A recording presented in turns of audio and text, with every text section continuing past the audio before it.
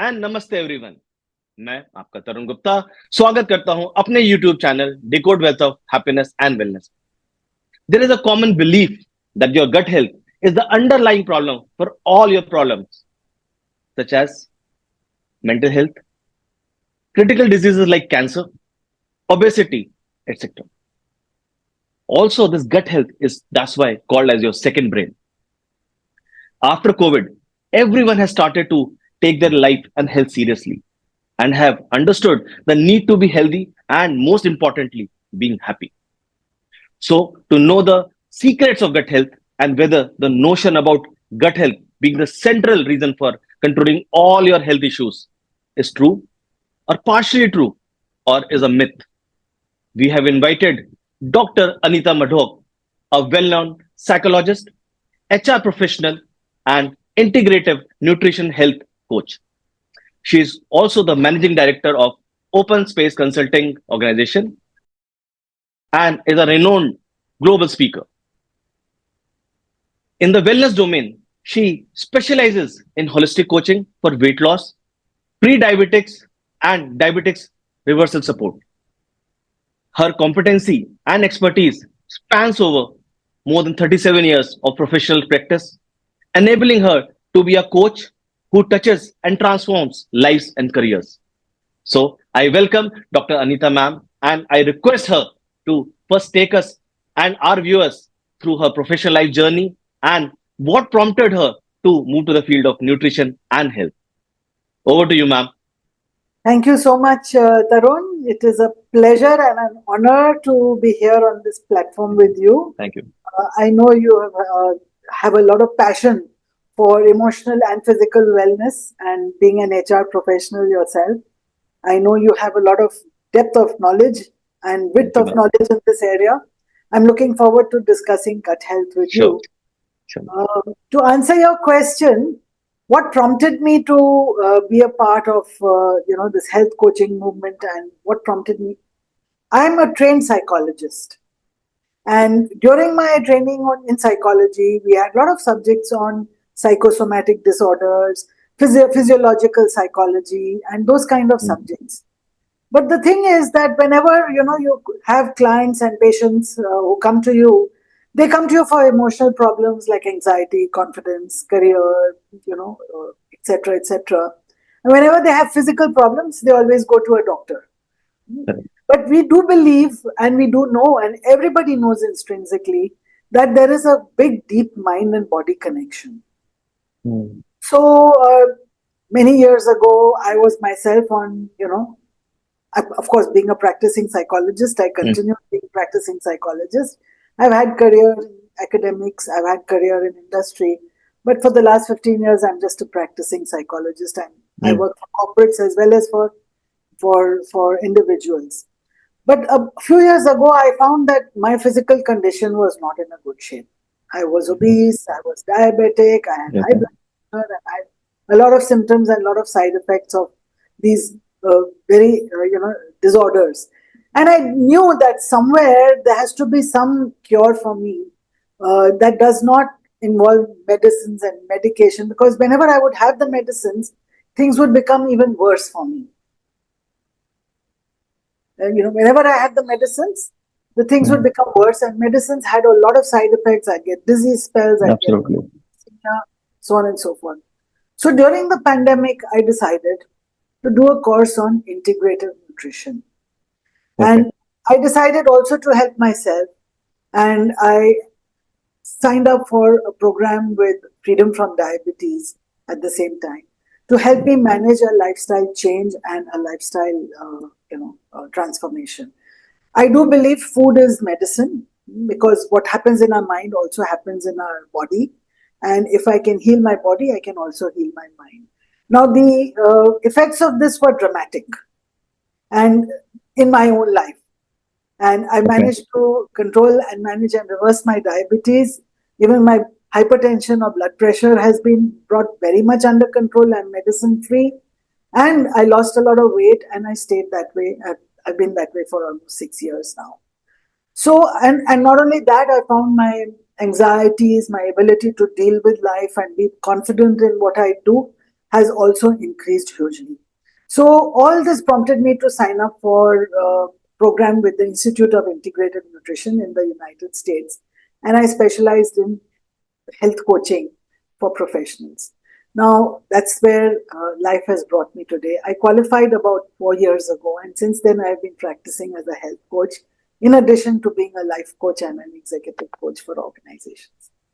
Great, ma'am. I think generally, whenever you become an expert, I have always believed that the person has gone through that journey himself or herself, which makes that person a not only an expert but also person who has closely seen that particular phase. So, ma'am, now my first question, rather some question which has come to from my viewers also. I'll start with that, ma'am. So, anyway, we were focusing on gut health being the central reason for most of our issues, whether it being the physical one or the mental one. So, we will like to go through the basics of rather basic fundamentals of the gut health. Where it starts, because most of the people even doesn't know that it actually comes from intestine or what is the gut itself. So, or there are terms which are a little confusing for us, like what is a microbiome? So these kind of jargons, please clarify for us now. So the first thing you need to know is there's something called a microbiome. We are made up of the cells of our own body, but within our own body, we also have other living organisms that we are host to. Okay. So I am not who I am. I'm actually many organisms, and sometimes in trillions and trillions of these are bacteria, these are yeasts, these are viruses, and these are all foreign separate living organisms that exist in my body. And the weight of this can be up to 2 or 3 kilos also in a human being and this forms a microbiome. Okay. And this exists primarily in the gut. Large chunk of it exists in the gut, but also, in my oral, in my mouth, on my skin, in my blood, everywhere. So there is something called a gut microbiome, which consists of a whole lot of other living organisms that my body is host to. Some of this is good for me and some of this is not good for me. And that's where gut health comes in.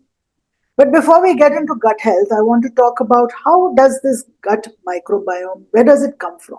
Okay. Are we born with it or what?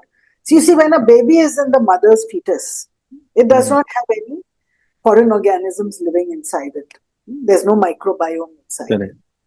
But children, when they have a natural birth, which is what we call a vaginal birth, they, when at the time of passing through the vaginal opening, they open their mouth and the baby opens its mouth and receives in its mouth a whole lot of fluids which contain a lot of bacteria and yeasts and funguses and all kinds of good and bad microbiota, and it receives, and this goes into the child's gut. So this is the first thing we call vaginal inoculation that happens. And this goes and settles inside the gut and the intestines of the child before the stomach acids kick in. And the first feed that mother gives the child, which is colostrum, also contains a huge microbiome. And this also inoculates the child's gut. And this is what contributes to the child's basic seeding of his gut health. Right. Okay. So we find that children who are born through cesarean sections, they lack this opportunity to have their mother's microbiome, and therefore their mental, psychological development takes place in a different way. Children who have natural births have automatically, been inoculated. The first 2 to 3 years of this child's life, this inoculation that happens in the stomach of the child, in the gut of the child, now develops and grows and populates the gut.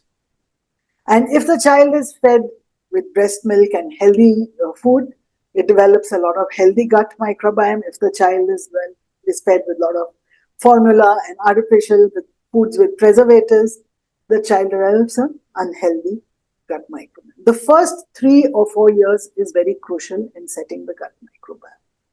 And that's how it develops. Okay. So anyway, I think this is something new for me that, somebody who's born through cesarean will actually be kind of, rather in the other words, the child who is birthed through a natural process will be a superior one in terms of the gut health compared to a one who's born through a cesarean. In most times, yes, I would say. But those who are born with cesarean, they will develop a gut microbiome eventually, but it Okay. will lack the seeding from the mother. And it will depend on whatever foods they are fed, and they will pick up the microbiome from there. But once the stomach acids kick in for any human being, which is on day 6 or 7 when the child is Right. born, then whatever we consume Okay. has to meet with the stomach acid, which is Okay. hydrochloric acid, which kills any bacteria that come in, whether it's good or bad. Okay. Okay. So at Okay. for that, it becomes very difficult after that point. There are ways in which we do it, but it becomes very difficult after that point is to seed the microbiota. So If ma'am, so sorry, ma'am, I'm just interrupting you in between. So you said that initially 1 to 2 years are very, very important for this kind of, gut health being developed. So are there ways later on? Because see, today our viewers will be, going through this podcast also, will only know maybe, later on that the kids are already grown up, maybe. So how they'll be able to manage the gut health today in case they were not able to manage it in the initial 2 years? So, so yes, so when a child is born with cesarean, kind of section, today the research is now we are getting aware in India. So in Western countries, and now it's also coming into our country, there is a practice that we call vaginal inoculation or vaginal swabbing, where swab from the mother's vagina is smeared all over the baby's mouth when he's born in cesarean. This is not much practiced in India, but in Western world, it is very much practiced because this helps in, artificially inoculating the gut of the child. Okay. So to answer your question, there are many ways to, promote good gut health, even beyond natural birth or cesarean birth. There are many ways. We eat probiotics, we eat prebiotics, we eat postbiotics. Okay. Those things help in quite a bit, although it doesn't change dramatically your gut microbiome, but it does change slowly and steadily. Today, if you have a little shot of a probiotic milk or yogurt or something like that, you consume it, chances are 99% of whatever probiotic bacteria there are in that will get killed by the stomach acids. Okay. But whatever byproducts have been produced by that probiotic is still beneficial and still goes into my gut. Now, the microbiome largely resides in the large intestine. This large intestine is where this resides. And by the time it reaches the large intestine, those byproducts of the probiotics that I've consumed are beneficial to me and I can still absorb them. But the gut microbiome does not change that much as a result of that. Ma'am, you said about prebiotics, postbiotics, and all. But ma'am, are there some natural food which our viewers can actually think about? Instead of going to these, definitely yogurt is something which is very common. Everyone has. So, but can you suggest some food also which naturally will help in our gut bacteria? Sure. Every culture and every country you see, the food always contains some fermented items. Right. So in India we have pickles, your lemon pickles. They're fermented. In North India we drink kanji, which is made from fermented drink. You eat dahi and yogurt every day. In South India they eat idlis and dosas, which are fermented. And today there's a very popular ones, things like kombucha and kefir. And I make kefir every time. I have a shot every day, and it's very good for your gut health. It helps in your digestion. And so there is fermented food in all cultures, including things like sauerkraut or kimchi. In Europe, people eat sauerkraut. In Oriental countries, they eat kimchi. These are all fermented foods. Okay. And these fermented foods carry primarily lactobacillus and bifidobacillus. These are the primary two major good healthy bacteria which is required by our gut. Okay. Ma'am, you told that you have done this course on the integrative nutrition and all. So please take us through what is this actually integrative, nutrition in itself. What does it mean? Yeah, so before I did this program on integrative nutrition, and before I managed to reverse and manage my own diabetes and lose weight and keep it that way and get to health transformation, I had experimented with 9 different dietitians. Okay. And each time I would get prescribed a diet. Sometimes it didn't work for me. Sometimes I couldn't manage it in my hectic life. And sometimes, it was just plain difficult to eat less food and stay hungry all the time. I believe that dietitians, they prescribe you something, Correct. which they feel is the best diet for them. Each dietitian has their own preferred and favorite diet to give you. So they have one size fits all. So when we come to integrative nutrition, we believe in 2 very major fundamentals. One is a fundamental of bio-individuality, which means every person is unique. So if I have, a cold drink today and you have a cold drink today, it will have a different impact on both of us. So there is bio-individuality. The same food has different impact on different people, depending on their personalities, their gut microbiome, who they are, what their lifestyle is, what they ate the day before, where they stored the food. So many things come into play. So for that reason, I feel the dietitians fail to have long-term results. There's almost 85% resign rate. Dietitians who help you reduce weight, 85% of the time, chances are that you will go back to your normal weight. Right. 85% resign rate, the dietitians, that which they don't talk about so much. Right. So I was more interested in a permanent lifestyle and health change. And that's why integrative nutrition comes in. So bio-individuality is important. Okay. Second principle is that of primary food and secondary food.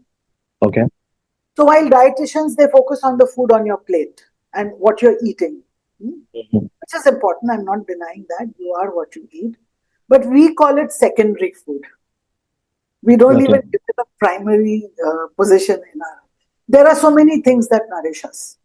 So there is the home I live in, the relationships I have, particularly marriage and spouse, the family lifestyle I have, the stress at work and otherwise, the joy of life, the creativity that I experience, or the act of living my purpose in life. So many things, the physical exercise I do, all these things nourish us. And that's why we call it integrative nutrition, because this is primary food. Have you ever seen, I'm sure you have seen somebody or the other in your life, they are live a full life, they have a good careers, they have a good sense of purpose, they have not too many anxieties, not too much stress, they have a spiritual practice, they believe in God, and they do exercise regularly, and they can eat and hog all they want and they don't fall sick and they don't gain weight. Correct. There's always somebody in your life you've looked at. So that's for that reason we say all these factors are very important in nourishing your mind, your body, and your soul. But food is the secondary item. But food is where we also begin when we have to correct, anybody's lifestyle problems and diseases like diabetes and hypertension, obesity. We begin with the food on the plate because food is the medicine. Correct. And I think this brings that very important factor, which I said at the starting also, that the gut health itself is not only for the physical issues or the health you have, but it also kind of affect your mental wellness also, overall relationships and other, as you said, holistic well-being. I think it all starts from your gut and your food. You're absolutely right. Right. Everything starts from the gut. So inside the gut, there are a lot of, as many nerve endings in the gut as there are in your brain. Right. Everything that you eat or whatever you consume and whatever impacts your gut microbiota also impacts your emotional well-being and mental well-being. So if you have eaten something which was not good, the next day your anxiety levels will be higher. Right. Now I can relate this. Now I can relate these things, to my own life. Actually, yeah. And you have comfort food, your favorite food, something that reminds you of your childhood, then you feel much calmer. Right, ma'am. So before we close this, ma'am, conversation, any one tip or maybe two tips for our viewers, which will be, which will help them, maybe change their lifestyle a little bit after seeing this podcast. So, like I said, any health coach, dietitian, or nutritionist cannot eat for you, cannot exercise for you, cannot change your life for you, cannot manage your stress for you. The message I want to give is that one of self-healing. Because unless we take our own healing into our own hand, we will not be able to make a transition in our health. No health transformation is possible from the outside. All health transformation comes from inside out. No amount of telling a person what is the right food, what is the right exercise, what will ever work. So, which is why, as a life coach and as a health coach and as a psychologist, I help people understand the deeper reasons and work with deeper reasons why they're unable to make transitions in their health and in their lifestyle, and understand what is their relationship with food, and understand what foods love them and what foods don't love them back, and why they should only love those foods that love them back. So it goes into a deeper emotional connection with the food in my coaching sessions. And those results that we achieve are irreversible. Okay. Really. So the message of health, self-healing, that's the most important. Right, ma'am. I think that's the biggest takeaway for from this particular conversation we have, and I'm sure that I'm going to kind of imbibe these two three messages which you have given to me and to our viewers. I'm sure they will also value these information which has come from you, ma'am. So I really thank you, ma'am, for sparing some time and talking to us and opening up the secrets about the gut health, where it starts from and how important it is for our physical and mental health, ma'am.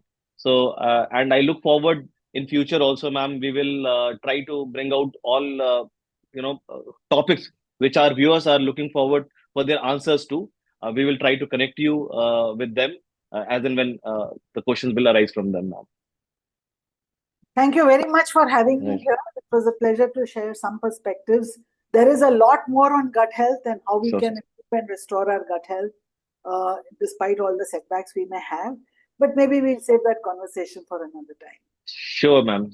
So thank you once again, ma'am, for coming to our channel and making it a very informative session, ma'am. Thank you once again, ma'am. Thank you. Thank you. Bye-bye. Right, ma'am.